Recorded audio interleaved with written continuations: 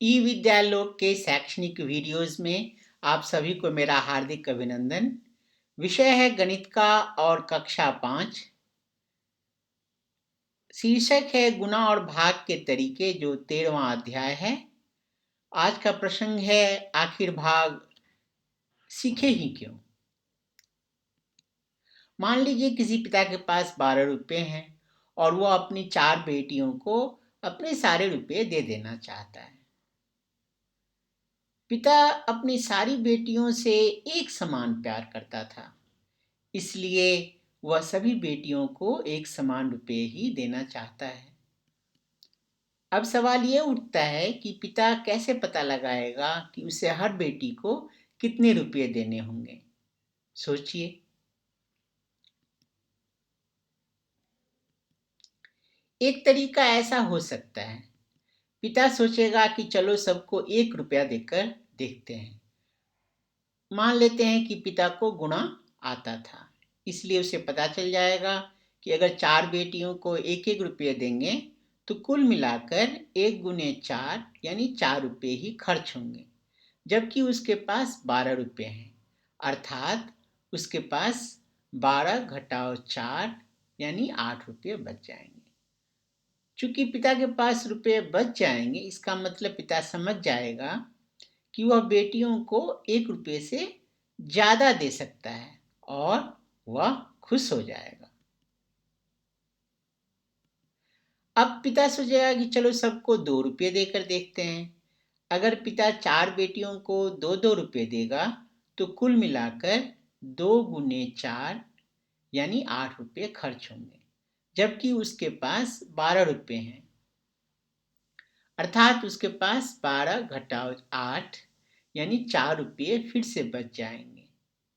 पिता और भी खुश हो जाएगा और इस पर सोचेगा सभी बेटियों को 3-3 रुपये देकर देखते हैं।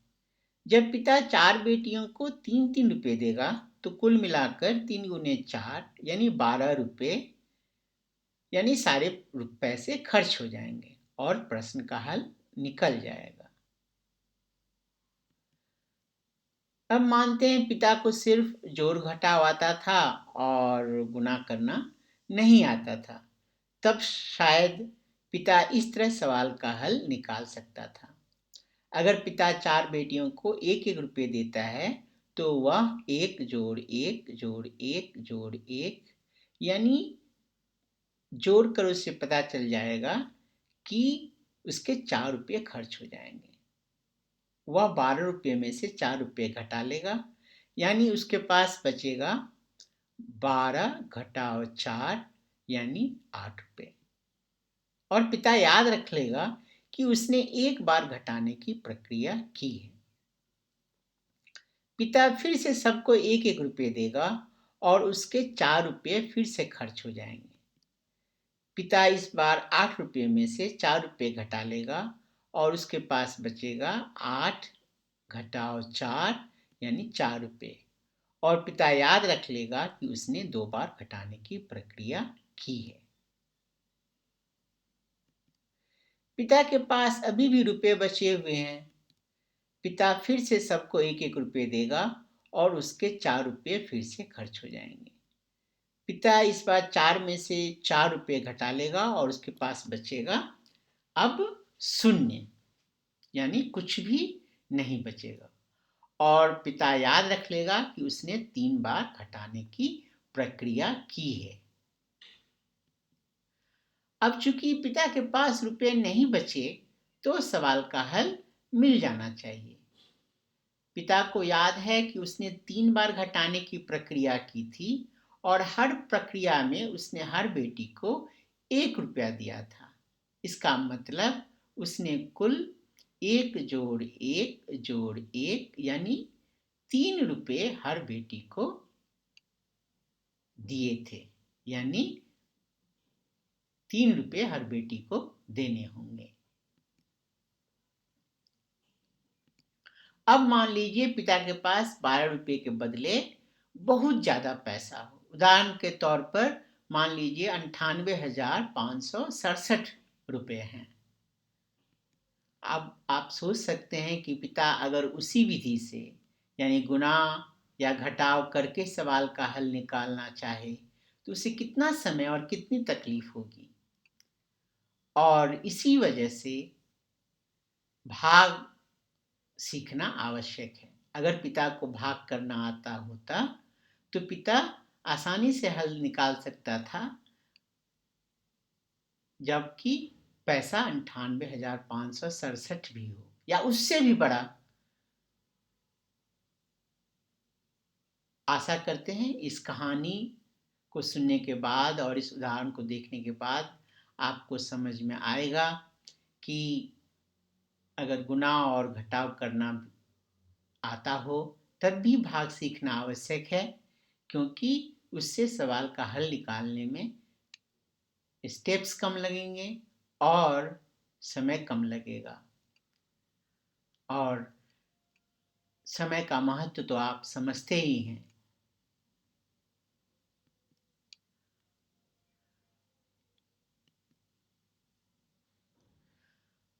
अपना कीमती समय देने के लिए कृपया मेरा हार्दिक आभार स्वीकार करें।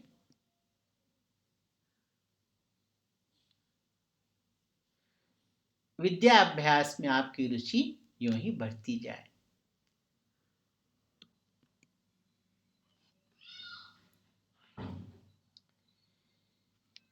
ई विद्यालोक के शैक्षणिक वीडियोस में आप सभी को मेरा हार्दिक अभिनंदन। विषय है गणित का और कक्षा 5। शीर्षक है गुणा और भाग के तरीके, जो कि 13वां अध्याय है। आज का प्रसंग है भाग की विधि।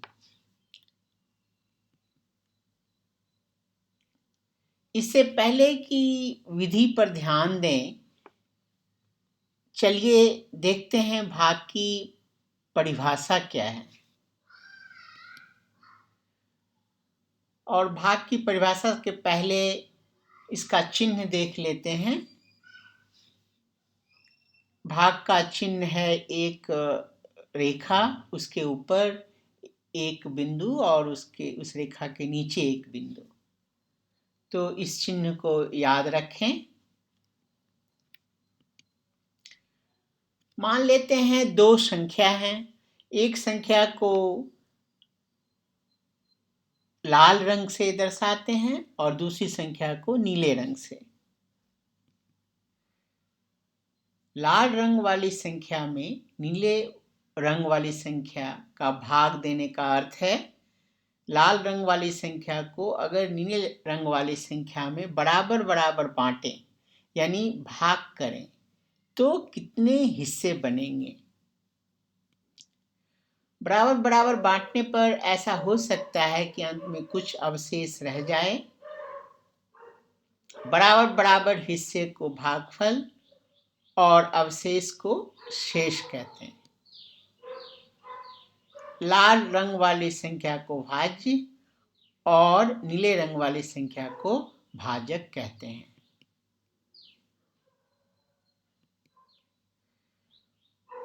और दूसरे तरीके से भी भाग की परिभाषा देख सकते हैं।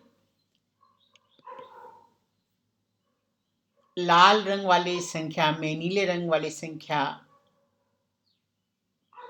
को भाग देने का अर्थ होगा ऐसी दो संख्या पीले रंग वाली और बैंगनी रंग वाली का पता लगाना, जिससे कि अगर हम नीले रंग वाली संख्या को पीले रंग वाली संख्या से गुना करें और उसमें बैंगनी रंग वाली संख्या को जोड़ दें तो वो लाल रंग वाली संख्या के बराबर होगी। यहाँ पर लाल रंग वाली संख्या को भाज्य, नीले रंग वाली संख्या को भाजक, पीले रंग वाली संख्या को भागफल और बैंगनी रंग वाली संख्या को शेष कहेंगे। या कहें कि लाल रंग वाली संख्या में से नीले रंग वाली संख्या को कितनी बार घटा सकते हैं और अंत में कितना शेष रह जाएगा। इस उदाहरण में लाल लाल रंग वाली संख्या में नीले रंग वाली संख्या को पीले रंग वाली संख्या के बराबर घटा सकते हैं और अंत में बैंगनी रंग वाली संख्या बच जाएगी। अब चलिए भाग की विधि पर ध्यान देते हैं। उदाहरण के तौर पर देखते हैं 10 में 3 का कैसे भाग देंगे। तो हम क्या कर सकते हैं कि 10 लकड़ियां ले लें और एक वृत्त बनाएं और उस वृत्त में हम जो 3 डंडे हैं उन 3 डंडे को डाल दें। फिर दूसरा वृत्त बनाएं, उसमें भी 3 डंडे डाल दें। फिर तीसरा वृत्त बनाएं, उसमें 3 डंडे डाल दें। अब आप देखते हैं कि एक ही डंडा बचा हुआ है, तो हम जो कि 3 से कम है, इसलिए हम और वृत्त नहीं बना सकते। अब यहां देखिए कि 3 वृत्त बने हैं, इसीलिए 3 हो गया भागफल और एक डंडा बचा हुआ है, इसका मतलब 1 हो गया शेष फल या शेष। यानी कि 10 को हम 3 हिस्से में बांट सकते हैं, जहां हर हिस्से में 3 होगा और इसी को हम कहेंगे कि 10 में 3 से भाग देने पर 3 भागफल और 1 शेष बचेगा।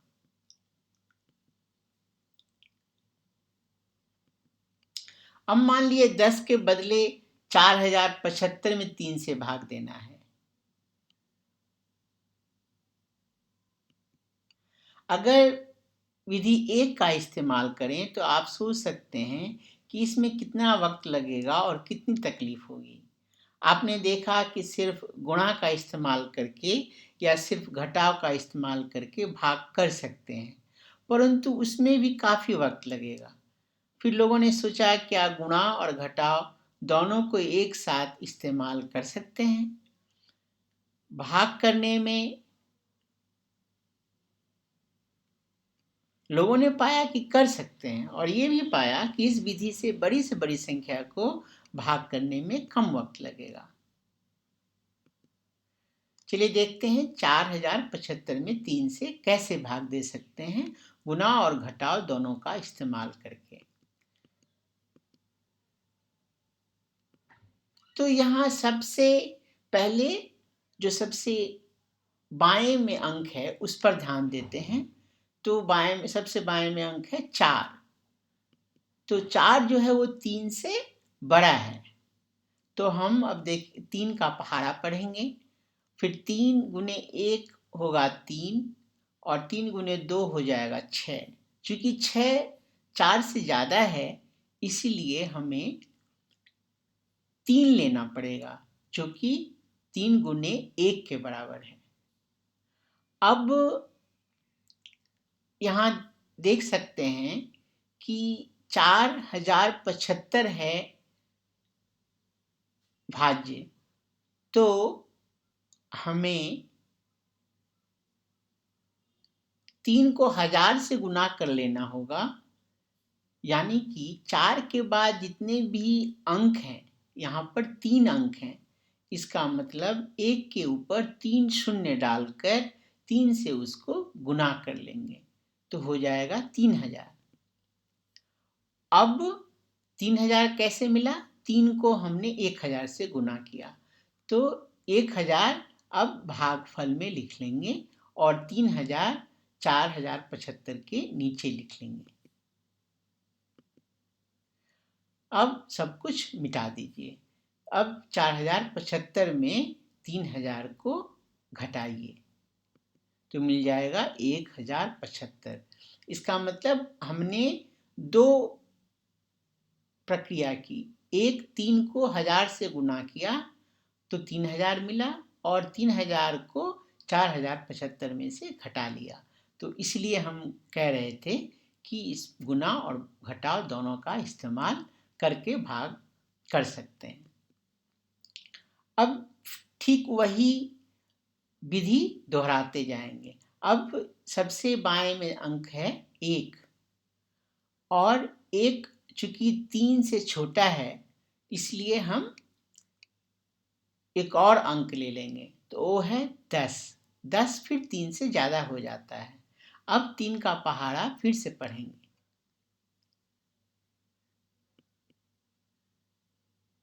3 त्रिके 9, 3 चौक 12। अब 12 जो है वो 10 से ज्यादा है, इसका मतलब हमको 9 लेना पड़ेगा और 9 मिला था हमको 3 को 3 से गुना करने पर। इसके बाद अब यहाँ देखते हैं कि 10 के बाद 2 अंक हैं, इसका मतलब हमको 3 पर 2 शून्य डालकर गुना कर लेना होगा। यानी 3 को 300 से गुना करेंगे तो हमें मिल जाएगा 900 और भागफल में 300 लिख लेंगे और 900 को 1075 के नीचे लिख लेंगे।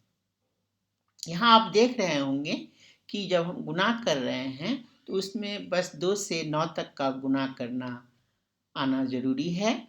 बाकी हम इस चीज का इस्तेमाल कर रहे हैं कि अगर संख्या में 0 हो, 0 से गुना करना हो तो गुना अंकों को गुना करके बस शून्य उसके बाद लिख देंगे, इसीलिए गुना करना आसान है।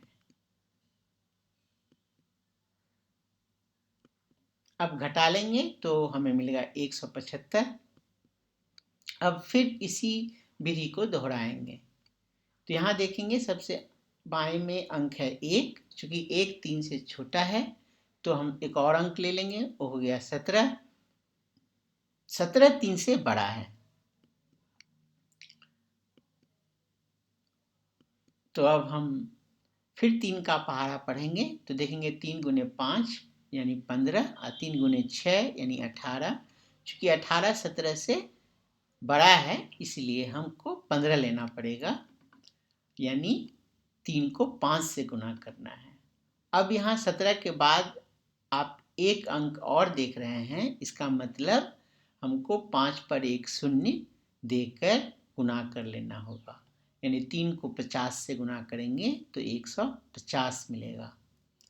तो अब भागफल में 50 लिख लेंगे और यहाँ 175 के नीचे 150 लिख लेंगे, फिर इसके बाद घटा लेंगे तो मिलेगा 25।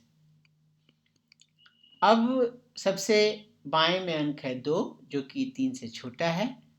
अब एक और अंक ले लें तो 25 हो जाता है, वो 3 से बड़ा है।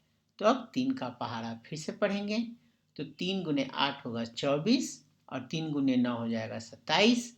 चूंकि 27 25 से बड़ा है इसलिए हम 24 ले लेंगे और वो हमें मिला था 3 को 8 से गुना करके, तो वो भागफल में 8 लिख लेंगे और यहाँ 25 के नीचे 24 लिखकर घटा लेंगे तो मिलेगा 1। अब ये 1 जो है वो 3 से छोटा है तो यहाँ पर भाग खत्म हो जाएगा, भाग की प्रक्रिया। अगर जो संख्या 3 से अगर बड़ी होती तो हम और भी हमें आगे चलना होता। अब भागफल में 1350 और 8 सबको जोड़ लेंगे तो मिल जाएगा 1358, जिसे भागफल कहेंगे, और एक अंत में बचा हुआ था तो उसको शेष कहेंगे।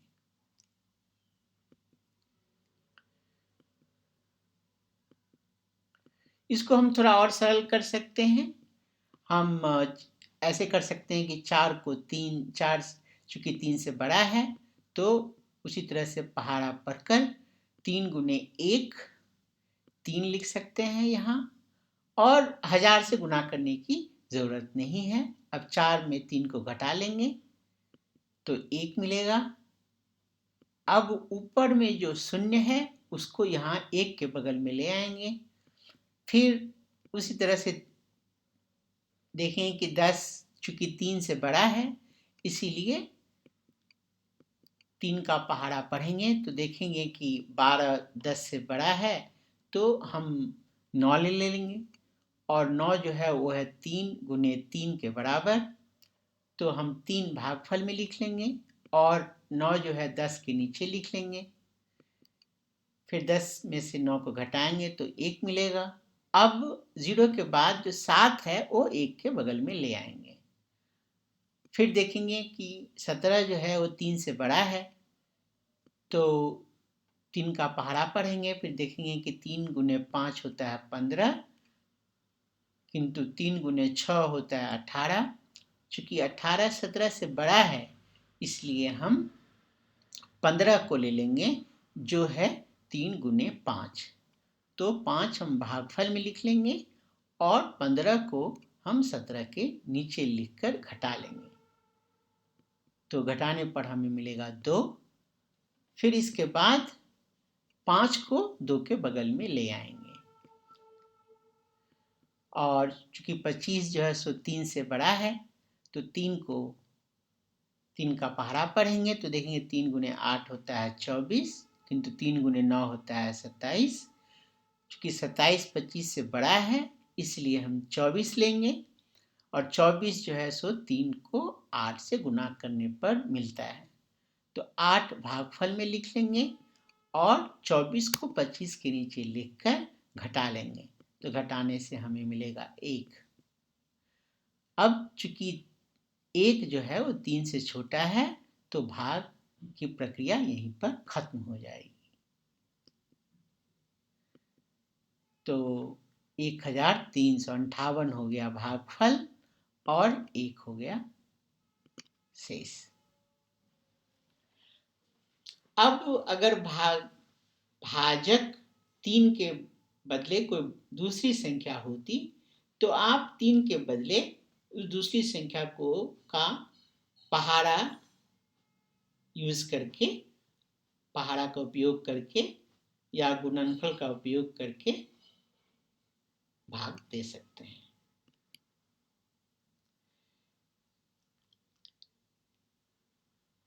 इसी भाग की विधि में एक और उदाहरण लेते हैं।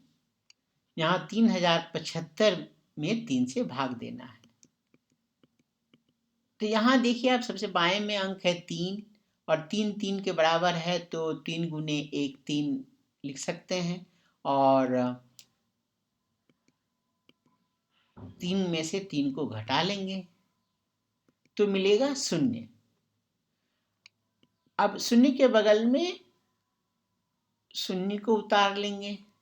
तो यहाँ देखने वाली बात यह है कि यहाँ दोनों संख्या 0 हो, दोनों अंक 0 हैं, तो हमें भागफल में 0 लिखना होगा, जिससे कि 3 को 0 से गुना करेंगे तो 0 मिलेगा।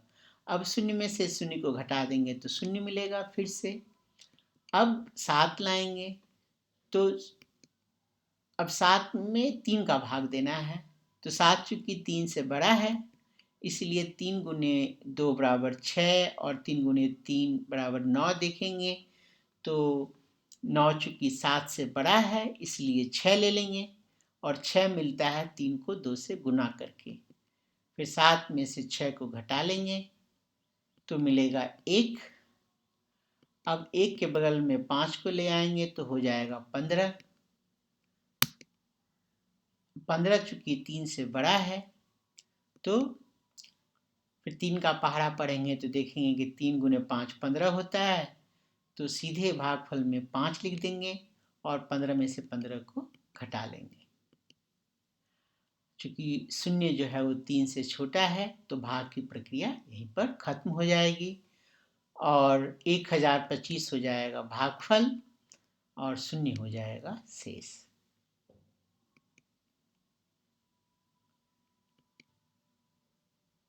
अपना कीमती समय देने के लिए मेरा हार्दिक आभार स्वीकार करें।